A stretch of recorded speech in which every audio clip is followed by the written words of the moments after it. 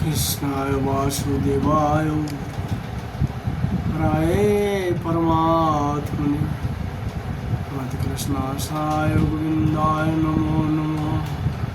नमो पंकजनाभयो नमो पंकजमालिने नमो पंकजमित्र नमस्ते पंकजांगने।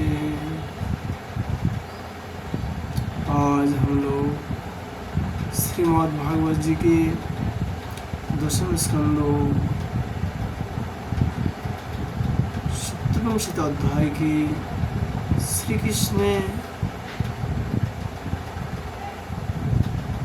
कृष्ण जी का अभिषेक विषय में चर्चा करेंगे।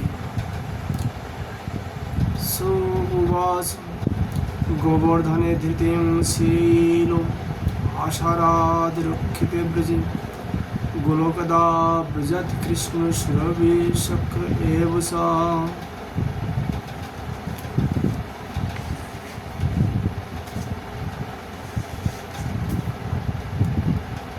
श्री सुखदेव जी कहते हैं, परीक्षित, जब भगवान श्री कृष्ण ने गिरिराज गोवर्धन को धारण करके मूसलाधार वर्षा से ब्रजों को बचा लिया, तो उनके पास गोलोक से कामधेनु बधाई देने के लिए वो स्वर्ग से देवराज इंद्र अपने अपराध को क्षमा करने के लिए आए। भगवान का तिरस्कार करने के कारण इंद्र बहुत ही लज्जित थे, इसलिए उन्होंने एकांत स्थान में भगवान को पास जाकर अपने सूर्य के समान तेजस्वी मुकुट से उनके चरणों का स्पर्श किया। परम तेजस्वी भगवान श्री कृष्ण का प्रभाव देख सुनकर इंद्र का यह घमंड जाता रहा कि मैं ही तीनों लोक का स्वामी हूँ। अब उन्होंने हाथ जोड़कर उनकी स्तुति की। इंद्र ने कहा, इंद्रोवासो विशुद्ध सत्यं तव धाम शांतं तपमयं धस्त रजस्तमस्कं मायामयं गुणो संप्रवाहो न विद्यते ते अग्रह नानो बंधः। इंद्र ने कहा, भगवान, आपका स्वरूप परम शांत ज्ञानमय रजोगुण तथा तमोगुण से रहे एवं विशुद्ध अपराकृत सतमय है।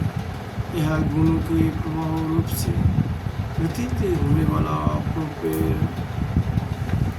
प्रपंच केवल मायामय है, क्योंकि आपका स्वरूप न जानने के कारण ही आप में उसकी प्रतीति होती है। जब आपका संबंध अज्ञान और उसके कारण प्रतीत होने वाला देह आदि से ही नहीं, फिर उन देह आदि की प्राप्ति के कारण तथा उनमें से होने वाला लोक आदि दोष तो आप में हो ही कैसे सकते।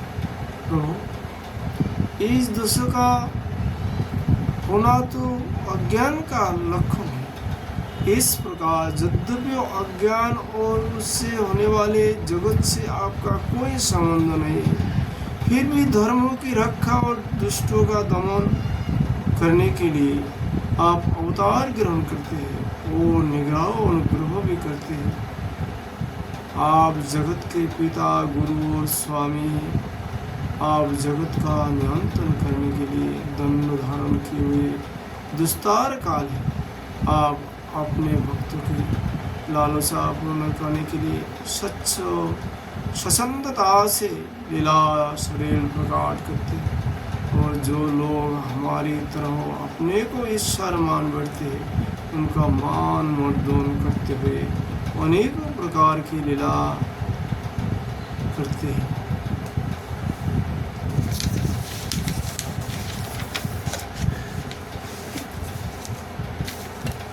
प्रभु, जो मेरे जैसे अज्ञानी और अपने की जगत का ईश्वर मानने वाला है, वे जब देखते कि बड़े बड़े भय के अवसर पर भी आप निर्भय रहते, तब वे अपना घमंड छोड़ देते और गर्व रहित होकर संतोषक द्वारा सेवित भक्ति मार्गों का आश्रय लेकर आपका भजन करते। तो आप लोग को मन में सवाल हो सकता है, भजन क्या चीज है? हरे कृष्ण कृष्ण कृष्ण हरे हरे, हरे राम राम राम हरे हरे। ये नाम जाप करने का नाम है भजन।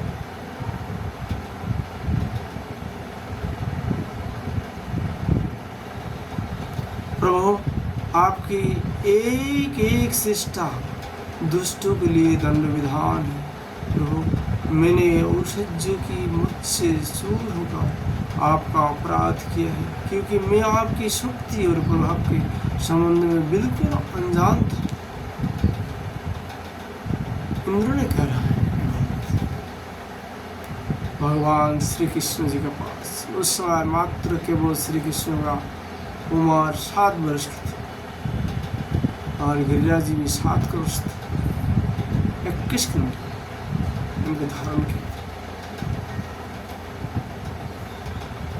7 वर्ष के बालक के सामने इंद्र झोंक गए और इस प्रकार प्रार्थना करने लगे, परमेश्वर आप कृपा करके मुझ मूर्ख अपराधी का यह अपराध क्षमा करे और वैसे कृपा करे कि मुझे फिर कभी वैसे दुष्ट अज्ञान का शिकार ना होना पड़े। श्याम प्रकाश इंद्रोतीत परमात्मा आपका यह अवतार इसलिए हुआ है कि जो असुर सेनापति केवल अपना पेट पालने में ही लग रहे हैं और पृथ्वी के लिए बड़े भारी भार के कारण बन रहे, उनका वध करें, उन्हें मुख दिया जाए और जो आपके चरण के सेवक है, अज्ञान करे भक्तजन है, उनका बोधा हो, उनकी रक्षा हो। भगवान, मैं आपको नमस्कार करता हूँ।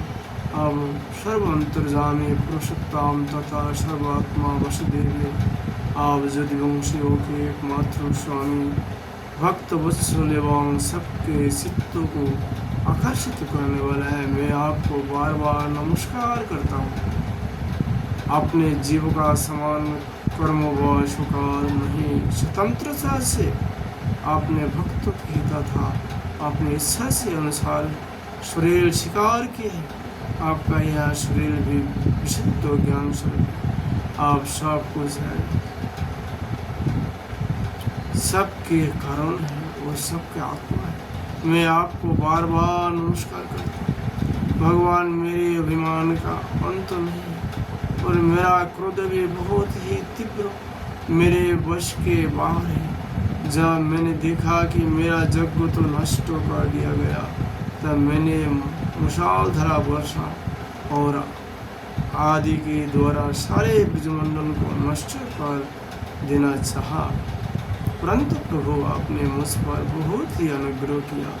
मेरा चेष्टा व्यर्थ होने से मेरा घमंड जड़ उखाड़ गई। आप मेरे स्वामी हैं, गुरु हैं और मेरे आत्मा है। मैं आपकी शरण में हूँ।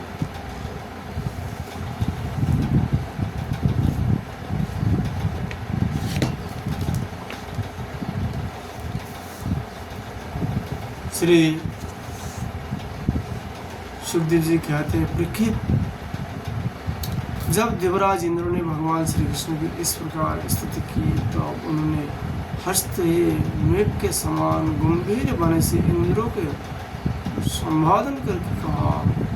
भगवान ने कहा, इंद्र, तुम सज्ज और धन संपत्ति मत से पूरे मद वाले हो रहा है, इसलिए तुम पर अनुग्रह करके ही मैंने तुम्हारा जग को भंग किया है। यह इसलिए कि आप तुम मुझे नित्य निरंतर स्मरण रख सको। जो ऐश्वर्य और धन संपत्ति के मत से अंधा हो जाता है, वह यह नहीं देखता कि मैं काल रूप परमेश्वर हाथ में दंड लेकर उसके सिर पर सवार मैं जिस पर अनुग्रह करना चाहता हूँ उसे उसे भ्रष्ट कर देता हूँ। इन तुम्हारा मंगल। अब तुम अपनी राजधानी अमरावती में जाओ और मेरी आज्ञा का पालन करो।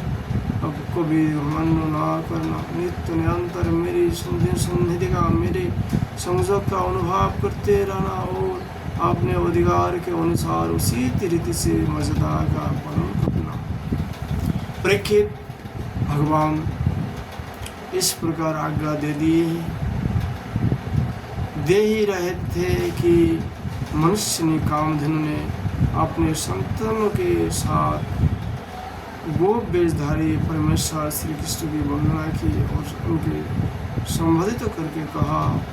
कामधेनु ने कहा, सच्चिदानंद स्वरूप श्री कृष्ण, आप महायोगी जगेश्वर, आप स्वयं विश्व के परम कारुण्य उच्चत है, संपूर्ण विश्व के स्वामी, आपको अपने रक्षक के रूप में प्राप्त कर हम सनात हो गए।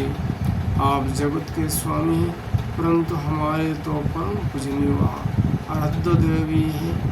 प्रभु इंद्र त्रिलोकी इंद्र हुआ करे, परंतु हमारे इंद्र तो आप ही, अतः आप ही गौ ब्राह्मण देवता और साधुजनों की रक्षा के लिए हमारे इंद्र बन जाएगी।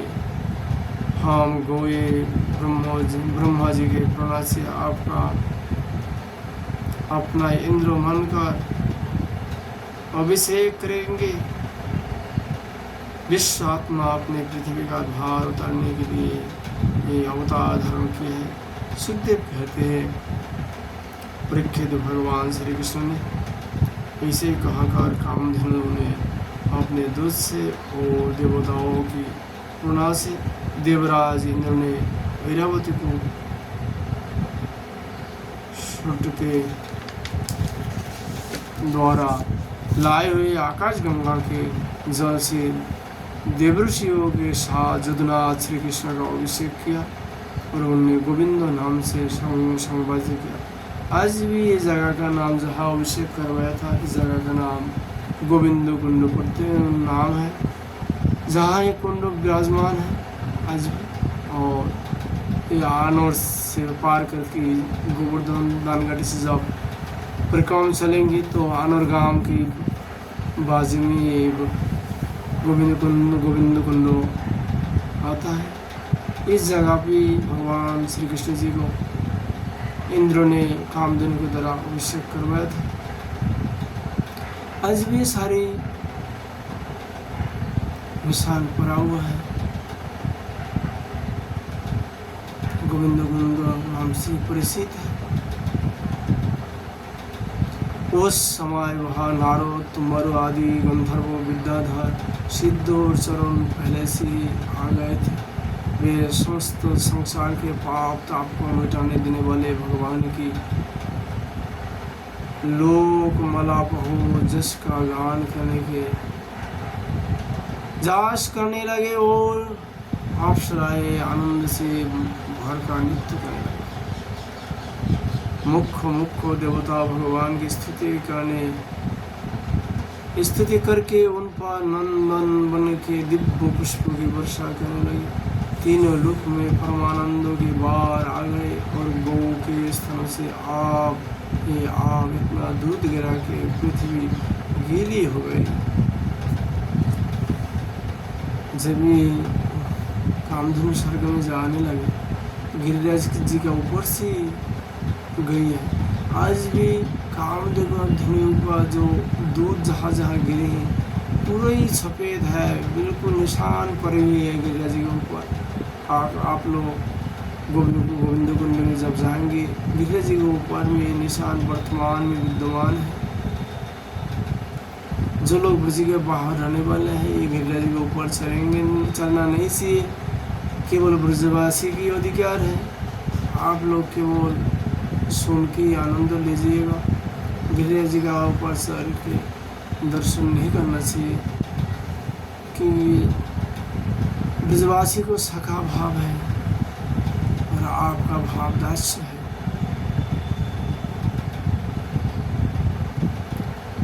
नदियों में विविधो रसों की बार आ गई, वृक्ष से मधुधारा बहने लगी, बिना जोते बोए पृथ्वी में उनके अनेक प्रकार की औषधियाँ अन्न पैदा हो गए। पर्वतों में छिपे हुए मणिक को स्वयं ही बाहर निकाला है। प्रख्यात भगवान श्री कृष्ण का अभिषेक होने पर जो जीव सबसे ही क्रूर है, वे भी बेरहम हो गए और उनमें भी परस्पर मित्रता हो गई। इंद्र ने इस प्रकार गोवर गोकुल के स्वामी गोविंद का अभिषेक किया और उनकी अनुमति प्राप्त होने पर देवता गंधर्व आदि के साथ स्वर्गलोक की यात्रा की।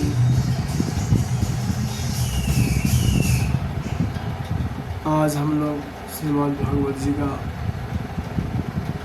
चर्चा यही विश्राम करता हूँ। राधे राधे राधे।